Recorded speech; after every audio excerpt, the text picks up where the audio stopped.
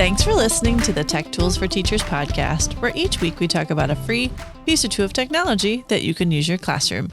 I'm your host, Shannon Martin. I'm a middle school teacher, technology, and instructional coach for my district. And I'm her producer and husband, Fuzz Martin, and I make this show sprout up into your podcast player each and every week. Well, that's cute.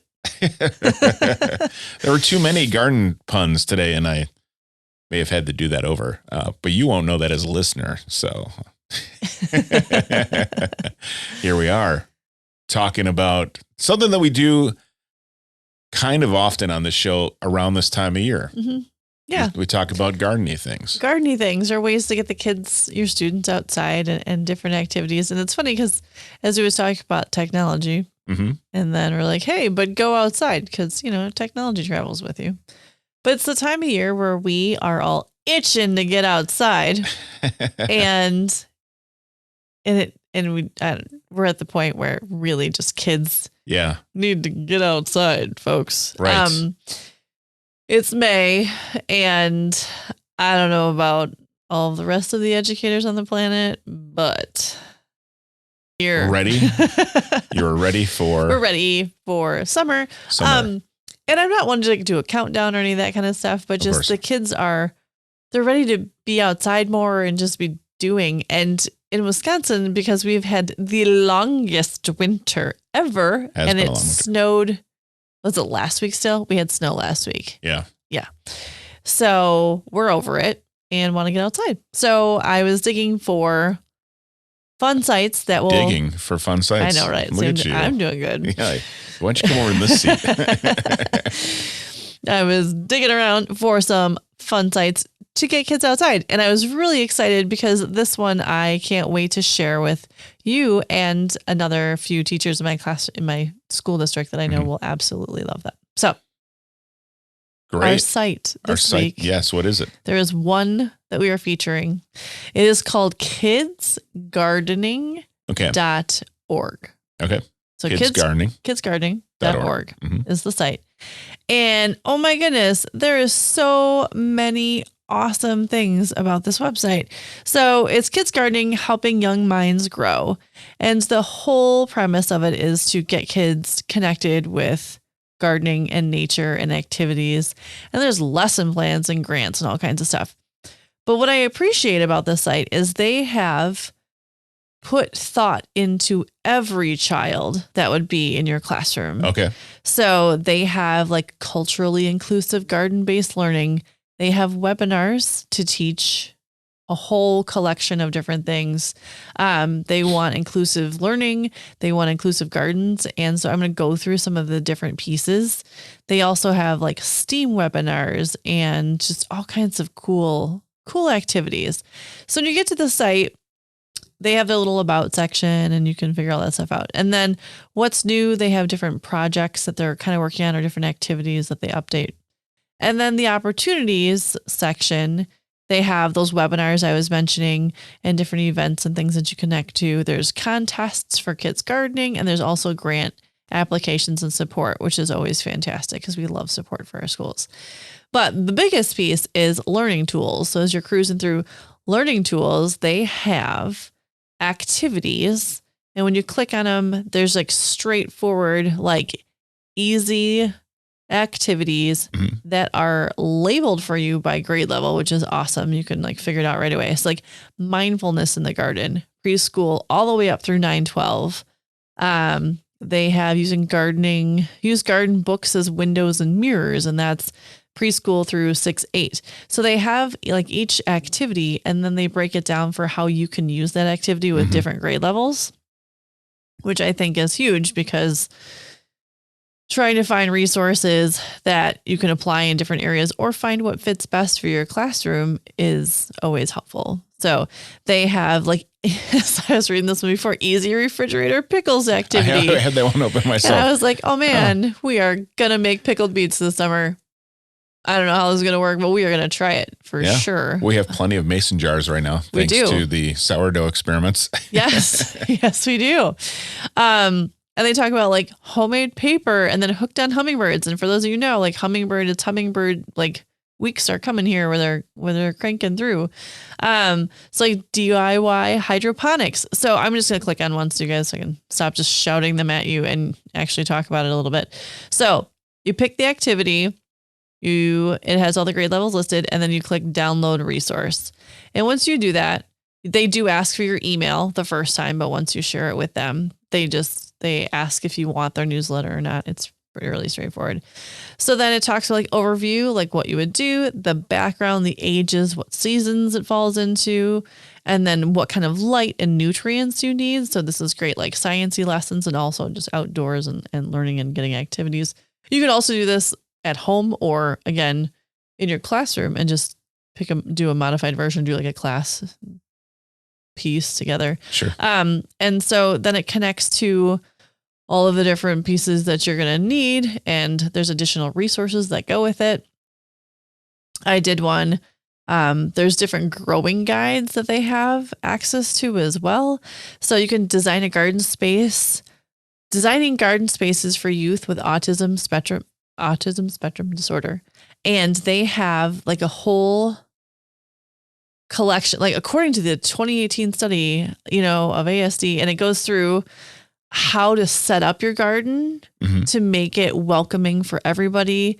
They reference like the American Horticultural Society and what they suggest and how to pick plants, and then a whole nother list of resources for you as you're going through. There's just so many different cool ways of including everybody as a part of your lesson.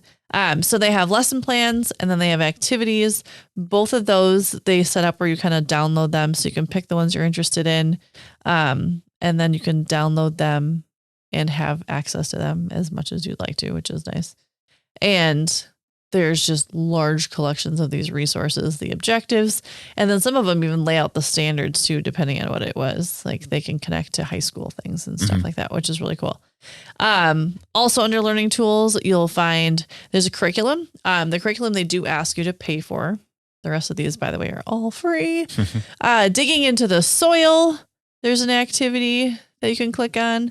And then from there, it tells you like lesson plans and gives you more things, how to link to the NGSS science standards. Okay.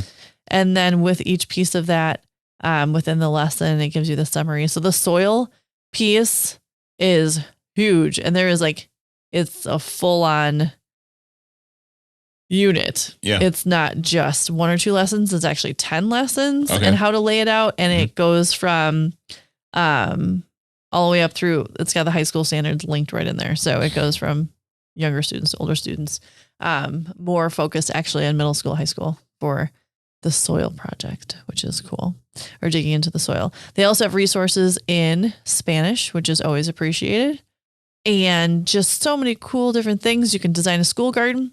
And I'm excited because our ag department received a grant last year in a little plot of land that's next to our school. And they are starting a vegetable garden that then our FFA kids take care of all summer. And so we have a vegetable garden at our school too now, which is cool. That's very cool. So we have chickens and we have a vegetable garden. Though the school down the road from you has cows, so it does, and they have visiting pigs on occasion too. Yeah. We do not. And we 7 miles south of there are city folk, so we also don't. So yeah, we get a lot of cool things around us too. And then they have garden basics and they have growing guides. So there's I was amazed at how many resources are here.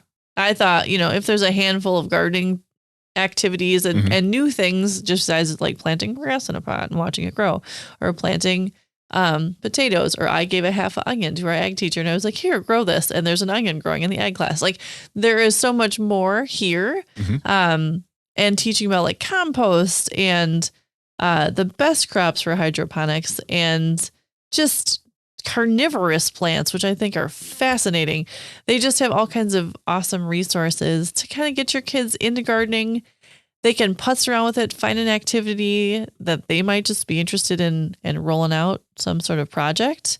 Or as a class, you could do something or have them investigate, or even just give this as a resource to kids like, hey, over the summer, if you want to try out some cool things, I would love to see, or start a Flipgrid, like a little class blog on having them do different gardening activities. There's just so many different ways you can build these into your classroom and get the kids outside and also teaching them some cool things that are very relevant, because if we aren't gardening, we're not going to have food. It's a pretty big site. I mean, there's tons of content. It's also has some pretty big backers like Ball Horticultural and Scott's Miracle Grow. And like, I don't know, 50 others, probably maybe not 50, but a lot of others that have. You are a turf guy. I am a turf guy. Mm-hmm. So, but it's cool that they're like Gardener Supply Company and all those are helping me keep this going. And it's a really nice, well done site that has a ton of tools that are accessible and easy to use. Mm-hmm. And they also ask for donations too. Like if you're going to be using all these things, like they ask if a little donation pop-up kind of comes across. Sure. Which I always think is like, helpful. You obviously don't have to donate. We appreciate free things, but also there's a little donation if you'd like to. Yeah. Support the cause. Exactly. Yeah. And I think we might make some plant people too, because those look adorable. Do you see them? They're like little seed heads, and you plant grass and then put eyeballs on them and then give them haircuts. That's fun. Because clearly I did see they had living plant dioramas, and there's so many different activities. Grow your own salad. Yes. Yeah. Love it. Topic: edibles and nutrition. There you go.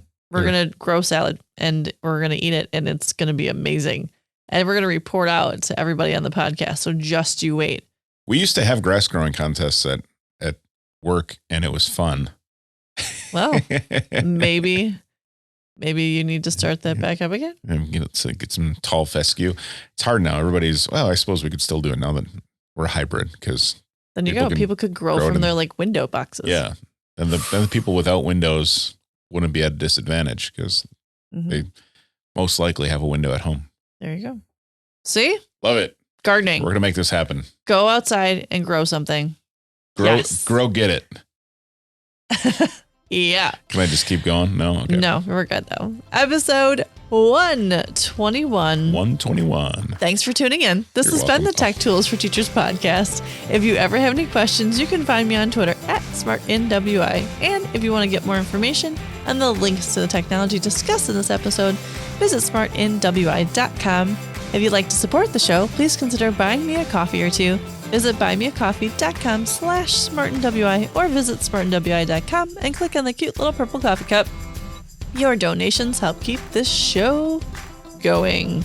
New episodes each week. Thanks for listening. Go educate and innovate. The ideas and opinions expressed on this podcast and the Smart NWI website are those of the author, Shanna Martin, and not of her employer. Prior to using any of the technologies discussed on this podcast, please consult with your employer regulations. This podcast offers no guarantee that these tools will work for you as described, but we sure hope they do. And we'll talk to you next time on the Tech Tools for Teachers podcast.